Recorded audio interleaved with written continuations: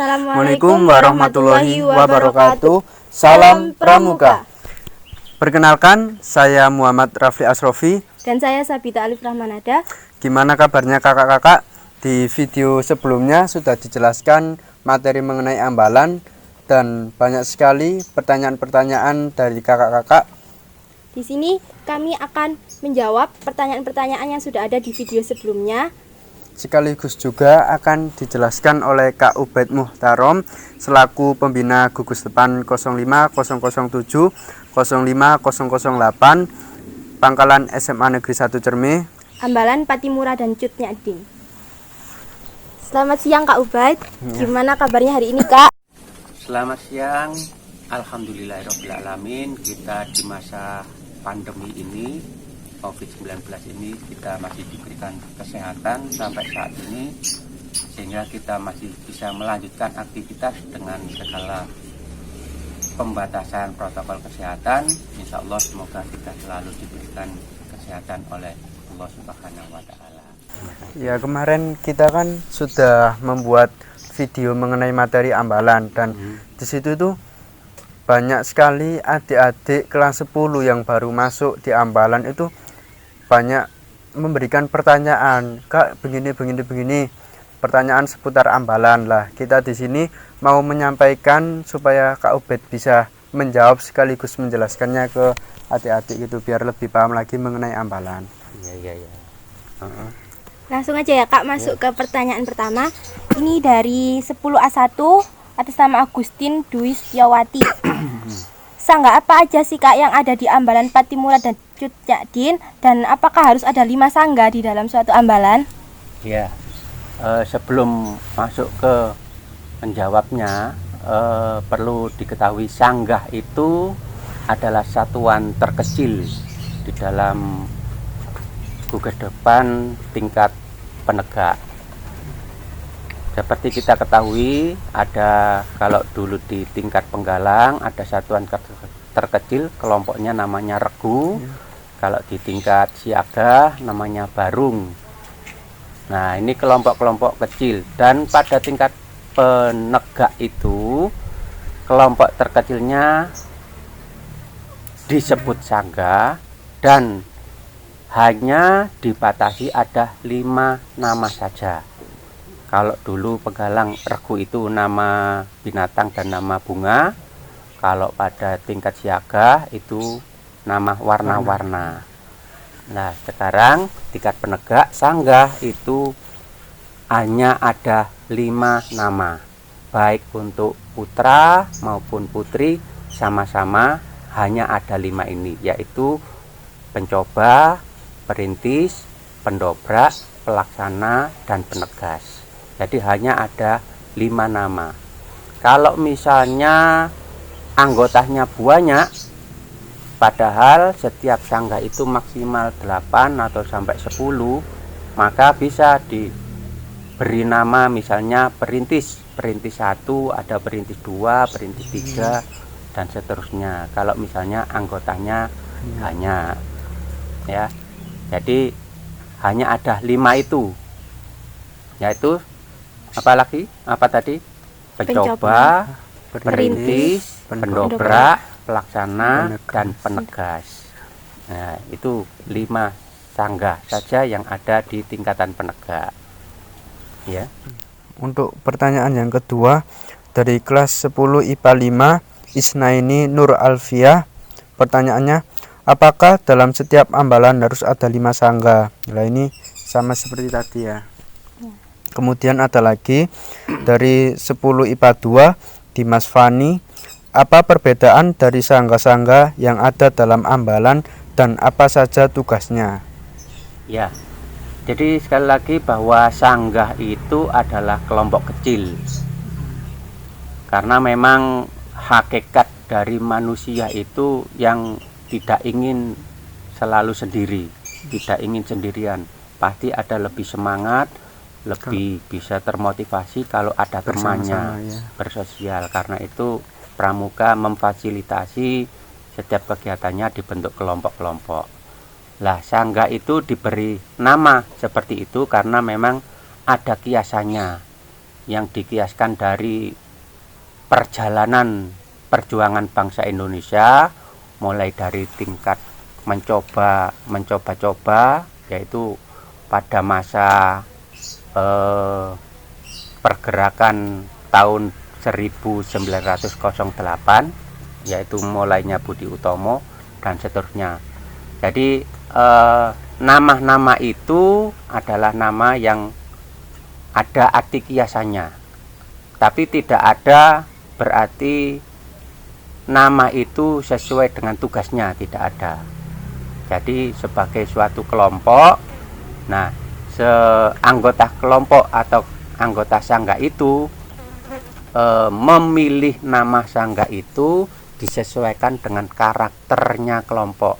Apakah kepingin yang pencoba-coba, apakah kepingin yang merintis-merintis, sebagai pelaksana atau juga penegas. Jadi masing-masing kelompok tidak ada tugas khusus. Nah, tapi sebagai kelompok, nah di dalam kelompok pasti ada ketuanya, ada wakilnya dan sebagainya. Jadi tugasnya perorangannya, bukan kelompoknya, bukan persanggahnya. Gitu ya. Ya, pertanyaan selanjutnya Kak dari Afifa Hafsyah kelas 10 IPS 1. Kan di dalam pramuka itu ada laki-laki dan perempuan ya Kak. Apakah di setiap sangga antar anggota laki-laki dan perempuan itu dijadikan satu? Ya, pertanyaan yang bagus ya. Pramuka itu punya prinsip satuan terpisah. Jadi dalam hal kegiatan apapun seharusnya dilaksanakan dengan terpisah antara putra dengan putri, apalagi dalam pengelompokan. Jadi jelas di dalam pengelompokan menjadi sanggah pun juga tidak boleh nyampur. Anggota kelompoknya ada yang putri, ada yang putra, nyampur tidak boleh. Bahkan kita di atas sangga, sekumpulan sangga kan disebut ambalan. Nah ini juga sudah ada ambalan putra, kita punya ambalan yang namanya Patimura, terdiri dari sekumpulan sanggah putra. Dan ambalan putri yaitu yang kita punya adalah Jutnyadin, anggotanya sekumpulan dari sangga-sangga putri. Nah begitu juga di atasnya ambalan juga punya gugus depan. Nah kita punya gugus depan putra yaitu 05007, untuk gugus depan putri 05008. Jadi sampai kelompok terkecil sampai kelompok terbesar di gerakan pramuka itu dilaksanakan dengan organisasi yang berbeda, satuan terpisah, tidak boleh berkegiatan bersama. Ya, jadi harus terpisah, tidak boleh campur antara putra dengan. Untuk pertanyaan selanjutnya dari 10 IPA 1 dengan nama Farhan Minan Nur R. Pertanyaannya, apakah menjadi seorang pradana ada tes khususnya? Ya, pradana itu adalah ketuanya sekumpulan dari sangga, ketua ambalan ya, ketua dewan ambalan. Ketua dewan ambalan itu dipilih dari, oleh, dan untuk ambalan itu. Jadi ada pradana putra nanti akan mengetuai semua anggota putra, pradana putri juga begitu. Nah untuk persyaratan ya, pertanyaannya persyaratan khusus. Persyaratan khususnya itu ya adalah kemampuan mereka untuk mengelola ambalan, memimpin, rasa kepemimpinannya dan lain sebagainya.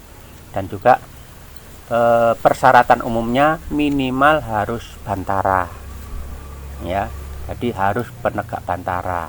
Itu harus baik pradana maupun seluruh dewan itu minimal mempunyai syarat khusus, syarat umum yang harus penegak bantara ya.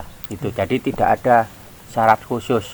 Nanti syarat khususnya itu tergantung dari ambalan, siapa nanti yang memilih, baik secara pengamatan dari teman-temannya pengamatan dari pembinanya maupun juga dari orang-orang sekeliling yang mengenal calon-calon pradana itu yang layak untuk dipilih menjadi pradana. Selanjutnya dari 10 IPS 1 dari Kak Siti Janatul Umu, di Dewan Ambalan itu apakah dipilih dari wakil pemimpin sangga dan pemimpin sangga atau gimana cara pemilihan Dewan Ambalan itu, Kak? Ya, pada umumnya Dewan Ambalan itu beranggotakan kalau di pangkalan kita itu dari pramuka inti, ya. Pramuka inti juga punya sangga-sangga. Nanti mereka dipilih, dijaring tidak berdasarkan pada perwakilan sangga, ya. Jadi siapa saja yang punya kompetensi, punya kemampuan, punya keahlian yang sekiranya layak untuk dimasukkan ke dalam Dewan Ambalan, maka itulah yang dipilih. Jadi tidak menjadi perwakilan antara sangga satu dengan sangga yang lain. Jadi semuanya punya hak yang sama. Jadi tidak mau diwakili oleh 1-2 orang dari masing-masing ambalan gitu ya. Jadi bukan perwakilan. Nah, terus ada lagi dari kelas 10 IPA 7 atas nama Mas Via Anastasia dengan pertanyaan, apa makna yang terkandung dalam setiap pusaka ambalan yang dipilih? Kita punya pusaka ya, pusaka ambalan. Ambalan kita Patimura mempunyai pusaka berupa senjata golok ya. Golok itu adalah senjata tradisional dari tempat Patimura yaitu Ambon. Kemudian Cut Nyak pahlawan nasional Indonesia yang berasal dari Aceh, maka diambillah kita pusakanya berupa rencong yang merupakan senjata tradisional dari masyarakat Aceh. Lah kenapa kita dulu memilih ambalan kita namanya Patimura dan Cut Nyak ini antara lain juga diambil dari semangat perjuangan mereka. Selain itu secara kewilayahan juga kita ambil salah satu pahlawan yang dari daerah barat Indonesia yaitu Cut Nyak dan satunya dari timur Indonesia yaitu Patimura dari Ambon. Jadi bisa mewakili dari Sabang sampai Merauke. Jadi secara khasnya pusaka itu tidak bisa disesuaikan dengan senjata tradisional. Kemudian semangat dari kedua pahlawan itu yang diambil ya. Ke pertanyaan dari Kak Silvana Ica kelas 10 IPS 2. Ini mengenai kegiatan di ambalan, Kak. Pada saat kegiatan P3G, anggota penegak yang berpartisipasi hanya pilihan saja atau semua ikut berpartisipasi? P3G itu Pondok Pramuka Penegak ya. Itu salah satu kegiatan yang kita laksanakan dengan mengundang pangkalan-pangkalan penegak yang lain se-Gresik ya. Nah, berarti nanti pesertanya itu adalah perwakilan dari pangkalan-pangkalan SMA, SMK seluruh Gresik. Nah, siapa saja yang nanti diutus oleh pangkalan itu ya tergantung pada hak dari pangkalan-pangkalan yang mau mengirim. Jadi kita tidak memilih, tapi pangkalannya sendiri baik pembinanya ataupun ambalannya dari pangkalan yang ikut itu yang mengutus, yang memilih. Jadi perwakilan dari sekolah-sekolah yang kita undang. Lanjut pertanyaan selanjutnya dari 10 IPA 6 Kak Amiatus Sufa dengan pertanyaan, apakah kemah tahunan hanya untuk kelas 10? Lalu di kelas 11 adakah kegiatan lainnya, misalnya pendakian atau apa gitu, Pak? Ya. Kemah tahunan di pangkalan kita ada GSC, Glory Scout Camp, itu merupakan salah satu dari program kerja. Jadi sebenarnya banyak sekali program-program kerja yang diprogramkan oleh Dewan Ambalan, antara lain ada kemah GSC itu, ada kemah perantauan, penjelajahan, kemah pelantikan, pendakian, dan macam-macam. Tidak hanya khusus untuk kelas 11, kelas 10 pun juga sama. Hanya saja GSC memang dilaksanakan itu untuk pramuka yang wajib kelas 10. Sedangkan untuk pramuka inti ya banyak kegiatan yang lain, ada perkemahan-perkemahan yang lain. Jadi perkemahan GSC itu hanya salah satu saja program yang diprogramkan oleh Dewan Ambalan dan dilaksanakan 1 tahun sekali untuk pramuka wajib. Gitu ya. Nanti kelas 11-nya pramuka wajib sudah tidak punya kewajiban atau tidak diprogramkan lagi ada kegiatan perkemahan. Tapi untuk pramuka inti ya setiap tahun ada mulai kelas 10, kelas 11 dan seterusnya, ada program-programnya tersendiri. Ya. Ya, selanjutnya Kak dari Kak Niki Patricia, kelas 10 IPA 8. Di dalam kegiatan GSC itu biasanya dilakukan di dalam sekolah atau kita keluar sekolah, Kak? Ya. GSC itu embrionya adalah karena keinginan dari pramuka untuk melakukan kegiatan di luar. Kalau di dalam pramuka kurikulum K13 ini merupakan istilahnya adalah kegiatan blok, kegiatan yang dilaksanakan oleh semua anggota.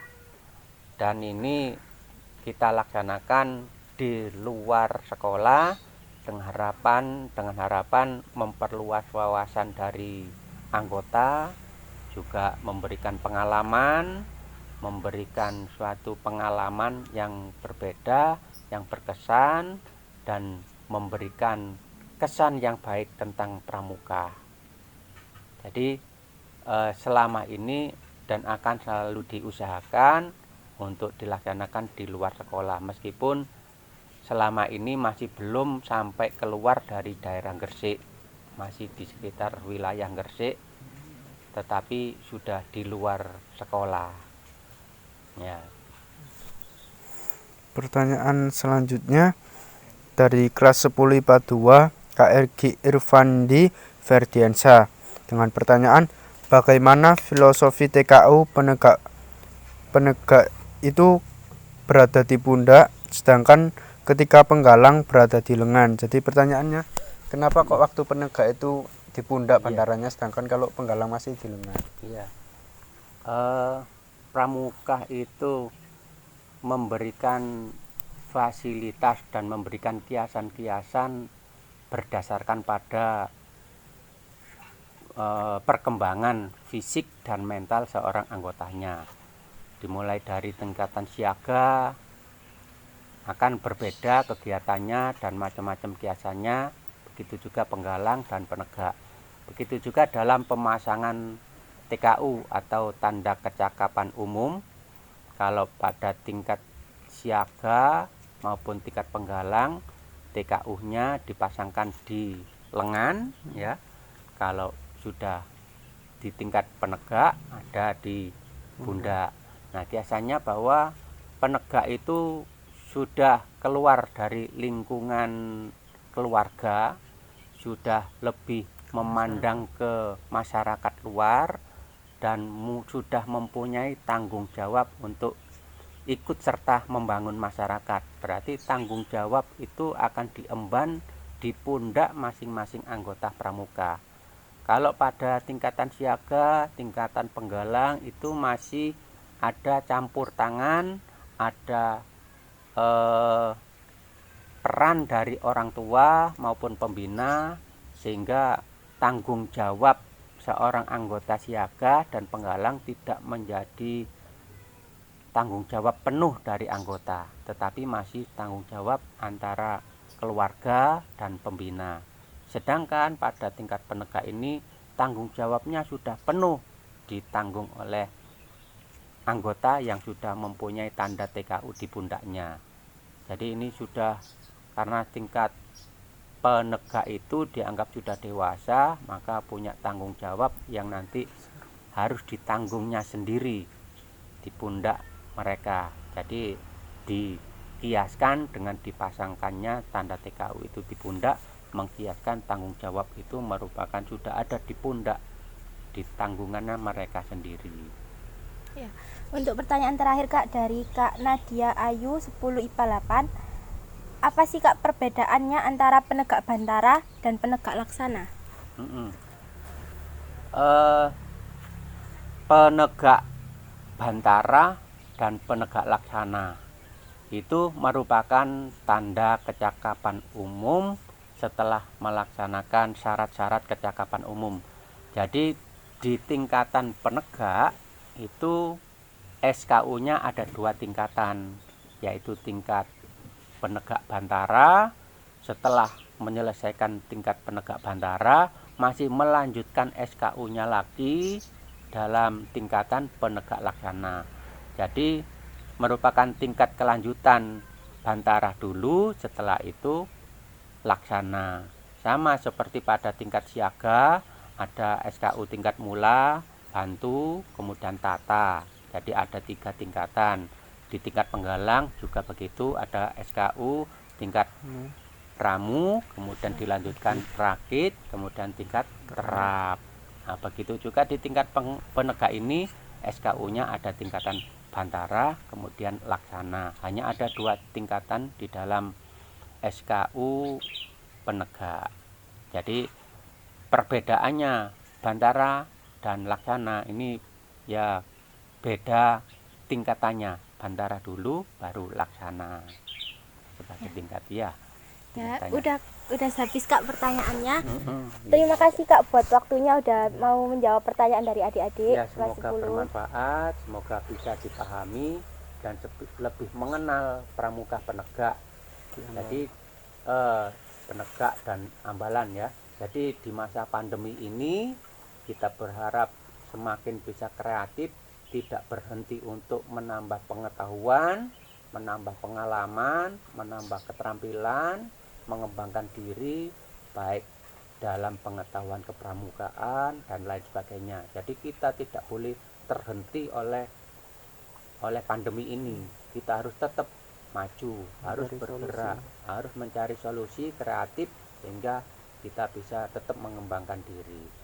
Dan semoga dengan cara seperti ini maka kita bisa menambah pengetahuan tentang kepramukaan dan hal-hal yang menjadi pertanyaan yang mengganjal di hati adik-adik bisa tersampaikan, sehingga nanti bisa mengembangkan dari jawaban tadi yang mungkin jawabannya masih garis besar, nanti bisa dikembangkan lagi dengan berbagai macam sumber literatur dan lain sebagainya.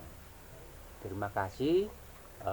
Dari pertanyaan-pertanyaan kita nanti masih menampung lagi pertanyaan-pertanyaan lagi ya. Kalau mau ada pertanyaan lagi bisa ditanyakan lagi di kolom komentar YouTube Yasmanik. Ya. Terima kasih adik-adik buat pertanyaan-pertanyaan yang sudah dilontarkan di video sebelumnya. Semoga dengan adanya Q&A ini kita semua menjadi lebih paham tentang apa itu materi ambalan. Atau mungkin adik-adik setelah melihat video ini sudah mulai sedikit paham, tetapi kan kadang masih ada yang mengganjal, ada yang kalau begini gimana lagi, apakah berbeda atau sama. Mungkin intinya masih ada pertanyaan yang baru lagi. Kita tetap menampung, nanti setelah video ini dipost nanti kalian bisa komentar di kolom komentar untuk memberikan pertanyaan lagi dan kita akan membahas lagi nanti. Sekian dari kami, kita akhiri. Wassalamualaikum warahmatullahi wabarakatuh. Salam Pramuka.